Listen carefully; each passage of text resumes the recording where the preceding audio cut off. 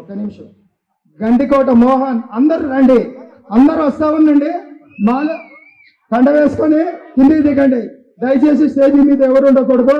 వాళ్ళని కండవలు వేసుకునే వాళ్ళే ఉండాలి, కండవలు వేసుకునే వాళ్ళే ఉండాలి. దయచేసి అందరూ పక్కకి వెళ్ళండి.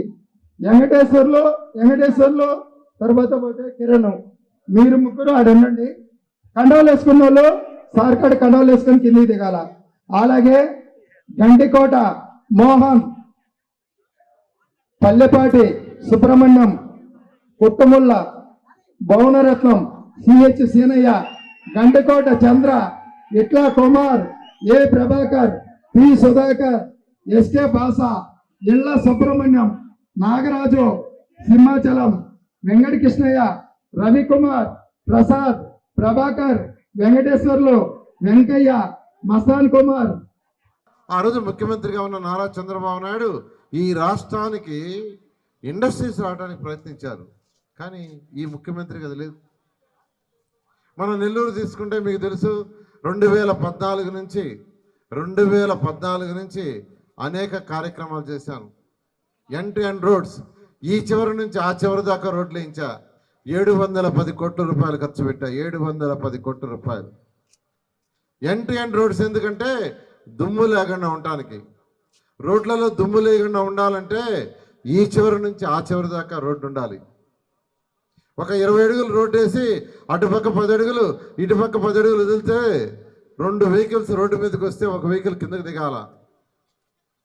ఆ దిగిన వెహికల్ ఆ మట్టి చక్రాలు మట్టి కంటుకొని మళ్ళా రోడ్డు పైకి తీసుకొస్తే రోడ్డు మీద వదిలితే వెనకాల వచ్చే వెహికల్ దాన్ని తొక్కద్ది, తొక్కినప్పుడు దుమ్ము లేస్తుంది. అలా లేకుండా ఉండాలంటే ఆ చివరి నుంచి ఈ చివరి దాకా రోడ్లు ఉండాలని 710 కోట్ల రూపాయలతో నెల్లూరులో రోడ్లు వేసావు. నన్ను ఎవరు అడగల, ఆ రోడ్లు ఏమని ఎవరు అడగలేదు.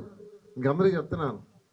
అదేవిధంగా దోమలు లేని నగరం చేయటానికి 550 కోట్లతో అండర్ గ్రౌండ్ సివరేజ్ ప్రాజెక్ట్ తెచ్చా.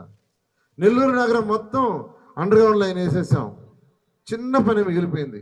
ఇంతలోకి ఎలక్షన్లు వచ్చినాయి. ఆ చిన్న పని ఏంటంటే మీ ఇంటి బాత్రూమ్ నుంచి, తర్వాత టాయిలెట్ నుంచి, వంటగది నుంచి వచ్చే నీళ్ళని ఆ భూమి లోపలేసిన పైపులకి కనెక్షన్ ఇవ్వాలంతే. చిన్న కనెక్షన్ ఇస్తే ఆ నీళ్ళన్నీ భూమి లోపల వెళ్ళిపోతాయి. ఎక్కడికి వెళ్ళిపోతాయంటే అవి పొలాలకు పోయేటట్టుగా ఏర్పాటు చేసాం. అప్పుడు ఏదైతే కాలువలు ఉన్నాయో ఆ కాలువలో చుక్క నీరు ఉండదు. చుక్క నీరు ఉన్నప్పుడు దోమలు పెరగవు. దోమలు ఉత్పత్తి అయ్యేది కాలువల్లో నీరుని బట్టే. సో కాలువల్లో చుక్క నీరు లేకుండా ఉండేందుకు అండర్ గ్రౌండ్ సివరేజ్ ఇచ్చాం. 10% పేరు ఆగిపోయింది. దాన్ని వదిలేశారు, దాన్ని కూడా వదిలేశారు. ఇలాంటి ఈరోజు నెల్లూరు నగరం దోమల లేని నగరం అయ్యేది. అదేవిధంగా ఈ ప్రాజెక్ట్ కూడా నేను ఎవరు అడగలా, ఈ యొక్క ప్రాజెక్ట్ కూడా ఎవరు అడగలా. నేను అమరావతి రాజధానికి మంత్రిని. అమరావతి రాజధాని కట్టడానికి అనేక దేశ విదేశాలు తిరిగా. China, Russia, Japan, Singapore, Malaysia, Ashgabat, ఇవన్నీ అక్కడ చూశాను. ఈ ఎండ్ టు ఎండ్ రోడ్లు కానీ అండర్ గ్రౌండ్ సివరేజ్ కానీ అక్కడ దోమ ఉండదు.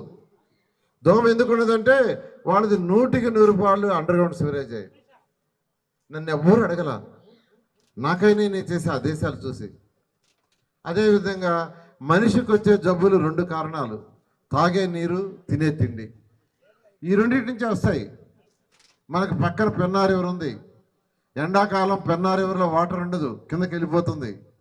కిందకి వెళ్ళిపోయినప్పుడు ఆ బురద నీళ్ళు డ్రా చేస్తున్నాం. అది పూర్తిగా ట్రీట్మెంట్ కావట్లా. ఆ నీళ్ళు సప్లై చేస్తున్నారు.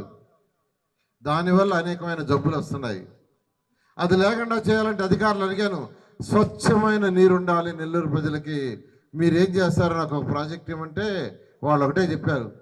నెల్లూరు నుంచి 37 కిలోమీటర్ల దూరంలో సంగం బ్యారేజ్ ఉంది. సంగం బ్యారేజ్లో 365 రోజులు నీళ్లు ఉంటాయి. అక్కడ నుంచి లైన్లు వేస్తే నెల్లూరు ప్రజలకి స్వచ్ఛమైన నీరు 365 రోజులు వచ్చన్నారు.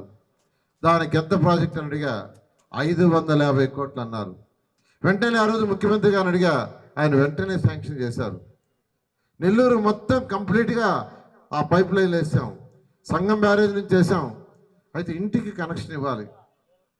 నేనుండగా 3 డివిజన్లకు ఇచ్చాను. 28 డివిజన్లో నెల్లూరులో 28 డివిజన్లు ఉంటే 3 డివిజన్లకు ఇచ్చా, మిగతా 20 డివిజన్లు ఇవ్వాల. ఇంతలే గవర్నమెంట్ పోయింది, వాళ్ళు వదిలేశారు. ఎక్కడికి పోయినా ఆ బ్లూ లైన్లు అంటున్నారు.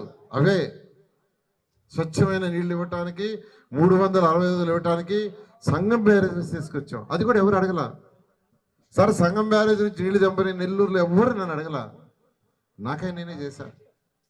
అదేవిధంగా పేదల నిరుపేదలకు ఇల్లు కట్టాలని 43,000 ఇల్లు శాంక్షన్ చేశారు. 1, 2 కాదు. టిట్కో ఇళ్ళు, హై టెక్నాలజీ, షీర్వాల్ టెక్నాలజీ.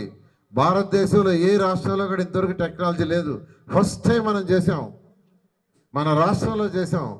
ఈ రాష్ట్రంలో 11 లక్షల ఇళ్ళు శాంక్షన్ చేసాం. నెల్లూరుకి 43,000 ఇళ్ళు శాంక్షన్ చేసాం.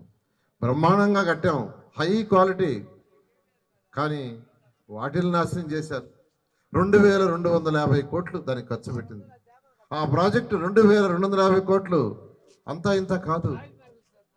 నిజంగా అవన్నీ ఇచ్చేస్తుంటే నెల్లూరు సిటీలో ఉన్న ప్రతి పేద కుటుంబం సొంత ఇల్లు ఉండేది. నేను ఒక విషయం చెప్తున్నాను. నాకు ఆ రోజు ముఖ్యమంత్రిగా ఉన్న నారా చంద్రబాబు నాయుడు గారు ఒక మాట చెప్పారు. ప్రతి మహిళ తన భర్తతో పిల్లలతో ఆనందంగా ఉండేలాంటి ఇల్లు కట్టినారని అన్నారు. అంతే, ఎంత ఖర్చైనా పర్వాలే, ప్రతి మహిళ తన భర్తతో పిల్లలతో ఆనందంగా ఉండేళ్ళు కట్టమని. ఇంకేం చెప్పలేదు ఆయన. బడ్జెట్ కూడా వదిలేశారు. అలాంటి ఇల్లు కట్టాం. చక్కటి వర్టిఫైడ్ టైల్స్, ఏ గ్రేడ్, చక్కగా గ్రానైట్ వేసాం. వంటగది పైన వంట వండుకునేదానికి షీర్వాల్ టెక్నాలజీ. 50 ఏళ్ళు మన్నిక ఉంటుంది, 50 ఏళ్ళు చెక్కు చెదరు ఆ ఇళ్ళు. మీరు అసలు జనార్దన్ రెడ్డి నగర్లో తీసుకుంటే, జనార్దన్ కాలనీలో అక్కడ రోడ్లు బ్రహ్మాండంగా వేసాం, డ్రైన్స్ బ్రహ్మాండంగా చేసాం. మరొక విషయం చెప్తున్నాను, అక్కడ ఒక పార్క్ కట్టించా. నేను అధికారులకు చెప్పాను, ఒక మంచి పార్క్ డిజైన్ చేయమంటే, సార్ భారతదేశంలో ఎక్కడ కూడా పేదలకు కట్టిన దగ్గర పార్కులు కట్టలేదన్నారు. అంటే పేదల పిల్లలు ఆడుకోబడలేదా, పెద్దవాడు సాయంకాలం అయితే అక్కడ ఉండబడలేదని ఒకటే క్వశ్చన్ వేసా. ఎన్ని కాదు, ఒక మంచి పార్కు డిజైన్ చేయమంటే ₹1 కోటి డిజైన్ చేశారు. ₹1 కోటి పెట్టి కట్టాం. జనార్దన్ రెడ్డి కాలంలో ఆ లోపల కాళ్ళ లోపల కట్టిన పార్కు ₹1 కోటి. అంతేకాదు, మీకు తెలుసు నెల్లూరులో ఒకప్పుడు 2 పార్కులు ఉన్నాయి. నేను అధికారులను అడిగాను, పార్కులుగా స్థలాలు ఎన్నున్నాయో మొత్తం బయటికి తీయమన్నా, ఎన్నుంటేనే తీయమన్నా. అన్నీ శాంక్షన్ చేశాను. ఈరోజు ప్రతి డివిజన్కి పార్క్ ఉంది. అవి పార్కు కోసం పెట్టిన స్థలాలు, వేరే దానికి వాడే కాదు, వేరే దానికి వాడకూడదు. పార్కులకు అలాట్ చేసిన స్థలాలు పార్కులకే ఉండాలి. ఈరోజు దాదాపు నెల్లూరులో ప్రతి పార్కు స్థలం పార్క్ అయిపోయింది. దాంట్లో జిమ్ కూడా పెట్టించాను. జిమ్ పెట్టమని నన్ను ఎవరు అడగలా. నేను అనేక దేశ విదేశాల్లో చూసా, అవి తీసుకొచ్చి ఇక్కడ పెట్టా. బారా షాహిద్ దర్గా నన్ను ఎవ్వరు అడగలేదు. నేను ఆ రోజు అజీజ్ని అడిగా, ఈ దర్గాకి మనం ఏం చేయాలో చెప్పు, నేను ముఖ్యమంత్రి గారి దగ్గర ఫండ్స్ చేస్తానన్నా. ₹20 కోట్ల ముఖ్యమంత్రి గారు రాగానే శాంక్షన్ చేశారు. బ్రహ్మాండమైన రోడ్లు వేసాం, బ్రహ్మాండంగా అక్కడ హాల్ కట్టాం, బ్రహ్మాండంగా ఘాటు కట్టాం. ఇవన్నీ నన్ను ఎవరు అడగలేదండి. నన్ను ముఖ్యమంత్రి గారు గోదావరి పుష్కరాలకి కన్వీనర్గా పెట్టారు. ₹2,000 కోట్ల ఇచ్చి 4 నెలల లోపల పనులు పూర్తి చేయమన్నారు, చేశాను. అదేవిధంగా కృష్ణా పుష్కరాలకి నన్ను కన్వీనర్గా పెట్టారు. అక్కడ కూడా ₹2,000 కోట్ల ఇచ్చి 4 నెలల్లో పని పూర్తి చేయమన్నారు, చేశాను.